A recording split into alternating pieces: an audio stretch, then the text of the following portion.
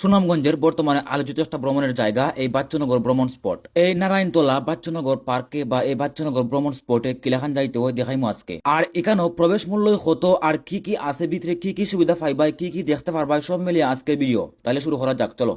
আসসালামু আলাইকুম, আমি আপনার প্রিয় সুনামগঞ্জ ব্লগার। আজকে হচ্ছে সুনামগঞ্জের একটা ভাইরাল জায়গায়। অনেকদিন যাবত অনেকে আমার বিভিন্ন ভিডিওতে কমেন্ট করেরা বাচ্চনগর পিকনিক স্পট লইয়া একটা ভিডিও করতাম। ভাইরাল এই পিকনিক স্পট সুনামগঞ্জের নারায়ণতলায় অবস্থিত।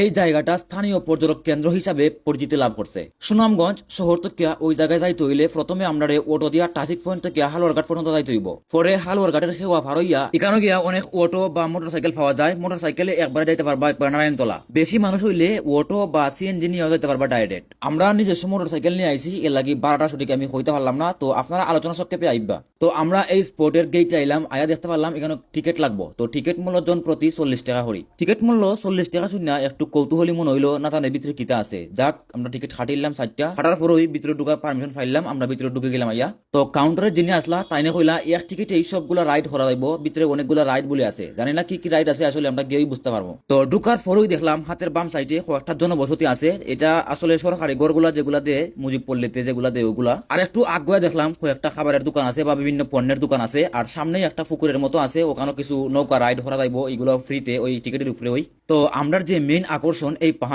পাহাড়টা আসলে প্রাকৃতিক ভাবে সুন্দর আসলো। এটার খাইটে আসলে রূপ দেওয়া হয়েছে, বিভিন্ন রূপ দেওয়া হয়েছে, এটা কারুকার্য সব মানুষের। যাক, তারপরেও সুন্দর হয়েছে। এরকম তারা না করতে আসলে মানুষের আগ্রহটা হইল না, আর মানুষ এরকম আইলানেও না। মানে আমরা উঠে যাই, উঠটা উপরে দেখি কি কি আছে এখানে। আসলে পাহাড়ের সুজা মাছ বরাবর একটা সিঁড়ি খাইটা লাল গালিচা দেওয়া হয়েছে, যাতে পর্যটকরা খুব সহজে উঠতে পারেন আর পরিবেশটাও সুন্দর থাকে। উঠতে উঠতে একটা জিনিস লক্ষ্য করলাম, এখানে যা ফুল গাছ আছে একটাও রিয়াল ফুল গাছ না, সবগুলা প্লাস্টিকের। যদিও খুব সুন্দর লাগছে কিন্তু প্রাকৃতিক না।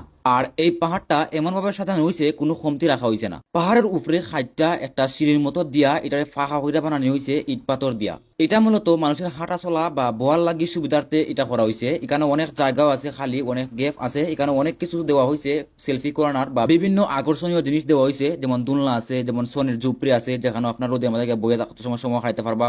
আর সবচেয়ে সুন্দর লাগছে আমার পাহাড়ের একবারে উপর থেকে এই যে ইন্ডিয়ার যে সাইড গুলা, আসলে ইন্ডিয়ান যে বর্ডার সাইড, খুব ভালো লাগছে আমার। এইখানে সবচেয়ে আমার সুন্দর লাগছে এই দৃশ্যটা। এখান থেকে উবাইয়া কমপক্ষে 1 মিনিট বড়া বা 2 মিনিট বড়া নীরবতার সহিত এই জায়গাখান দেখবাই খুব ভালো লাগবো। আর একটা কথা কই, এখানে কিন্তু ছায়া তেমন নাই, তো আপনারা চেষ্টা করবা একটু বিকালের দিকে আবার লাগি। সকালের দিকে আইলে আমরার মতো রোদে ফুরে যাইবা। আর বিকালে আইলে একটা সমস্যা হইব, এখানে জায়গাটা ছোট হওয়ায় বেশি মানুষ হয়, তো একটু চাপাচাপি হয়ে যায়, মানে ঘুরতে অতটা ভালো লাগে না। এখন আপনার সিদ্ধান্ত, আপনি কোন সময় ঘুরতে আইবা। সব শেষে আপনার কাছে একটাই প্রশ্ন, এত দূর থেকে কষ্ট কইরা আইয়া 40 টাকা টিকিট ভাড়া দিয়া এই জায়গাটাতে দেখার মতো পারফেক্ট কি? আপনার মন্তব্য কমেন্টে জানাইবা। সকল ভালো থাকুন, আসসালামু আলাইকুম, আল্লাহ হাফেজ।